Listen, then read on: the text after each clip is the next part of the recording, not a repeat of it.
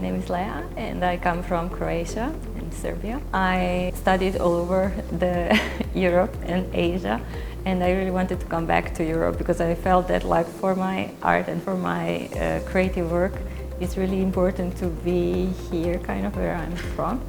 So I studied art before, and I happened in animation completely by a lucky accident. It was not planned at all, but I didn't know.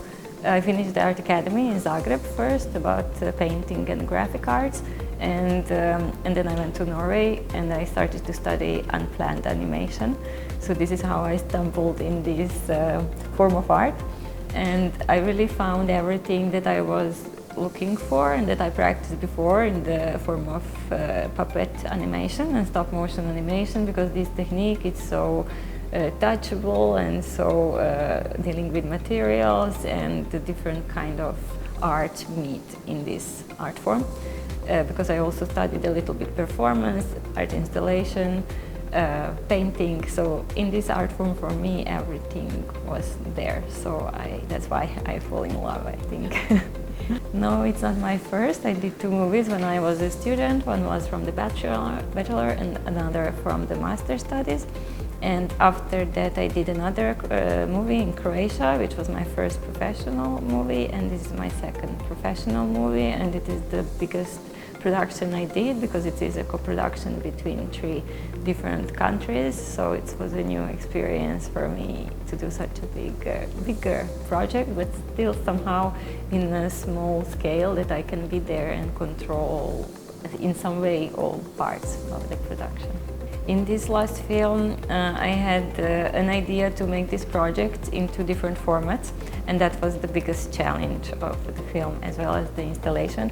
I was studying in Singapore, and my PhD studies were about how to bring animation outside of the cinema, in the galleries, and I focused on a narrative and what can be achieved with fragmented storytelling, with telling the story across several screens.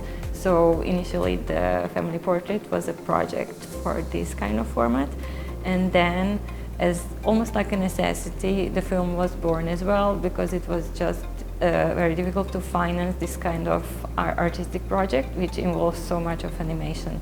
So it's kind of hand in hand that these 2 completely different formats emerged. And the production and the planning was actually quite long because of these 2 formats, and that's actually the biggest challenge. And what I was worried about the most was that, what if I don't like one or the other format? What if one will be for me better than the other? And I tried to somehow balance this, and I think every format speaks for them itself. So I'm very happy at the final outcome of both of the film, the short film for the festivals, and of the installation, which is for the gallery venues. Well, I come from Serbia. It used to be Yugoslavia. I was born in Yugoslavia, and that was part of the Austro-Hungarian Empire, like a long time ago. And my hometown, it is like an Art Nouveau town, like with beautiful architecture, like a lot of heritage, a lot of culture spread across the whole city, but it is in constant decline. Like, I don't live in the city for almost 20 years, but every time I go back there, I can see these remnants of the history, and I feel in some way that was the golden age of my city, and everything from there on is like a downhill journey. So it is it's actually a painful experience to witness that and to live that. So that's why I chose to make a film about these last moments of the golden life of this kind of aristocracy, which will be wiped out and would completely disappear. So this is why it was important for me to pick this period, this time period, and to show in the film, not really tell narratively too much, but to just show this kind of expectation and just tension of what is going to happen. It was, I normally make films without dialogues, so for me it's somehow natural to think about the movements of the puppets, the whole atmosphere, the lighting, all the set design and everything, in order everything is set up to make or to tell a story without really telling it through voice and through a narrative. So I think a lot of it is about subtleties, either in acting of the puppet or just in some details in the interior. So I prefer to tell in this kind of silent way the nuance, the personalities of all the characters, the situations, and so on. It's a difficult question to answer because the film has been already in the festival cycle for already 1.5 years already. So these bigger awards happened recently, and I don't know, we will see how it goes. I don't really feel differently than I do normally. I just do my things, and for now I don't really feel something is happening about that. But it's a really big honor for me to be in this list, even though the list is very long, but it's very, I don't know, it's very pleasant to be there among so many great artists and really, really great films, so I'm really happy. I was awarded Rigo Mora Award in Mexico, in the Guadalajara Festival. And this was the main prize, and it's a very huge prize, and this is automatically qualifying the film for the long list of the Oscars. So, but more than the award, I was really happy that this kind of film with a topic which is so Eastern European topic or like ex-Austro-Hungarian topic, that this kind of story actually resonated in Mexico, in Japan, in other kind of distant countries which are not really familiar with this history. So I was actually more happy that it resonates with people there. And then I learned that a family in trouble is a family in trouble everywhere. So this is something that I was really happy to learn along this. I hope that it can be somehow an example that you don't need to start very big, or you don't need to have the most amazing idea, or just start from yourself.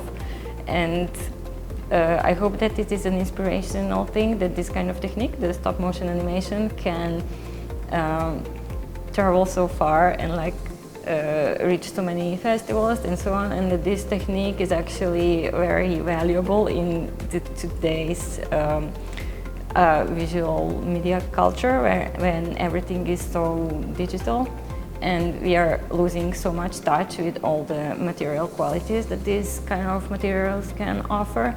So I'm kind of hoping to inspire that other people to try and do this kind of older techniques, like more manual techniques, because they are really valuable, and I think today it's even more so. And 4 years ago, when I started to work for ULusófona, I already did the development of the story. The film was fully financed already, so we had all the co-producers. But how ULusófona, in a way, contributed to this project was to give me the freedom when I had to go and shoot in France the animation. It was like just before the summer, so I had like a month or so to work at ULusófona, but I was very happy to be able to work this out with other professors and the course of animation, so I was able to let go and just focus on my project.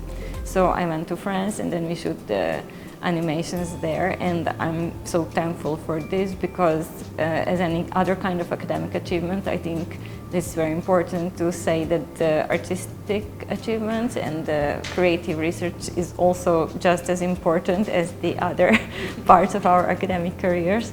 So I was very happy to be able to go and do some other project and then come back and teach again in the autumn. Again, as I said a little bit before, it's just to inspire some other students to just really do stories from their heart, their own experience, from their own will, and not look and work with an agenda to achieve something, but really just kind of try to do genuine, personal even stories. And using also this technique, which is a bit overlooked, I feel, in our area, especially in Portugal and among my students.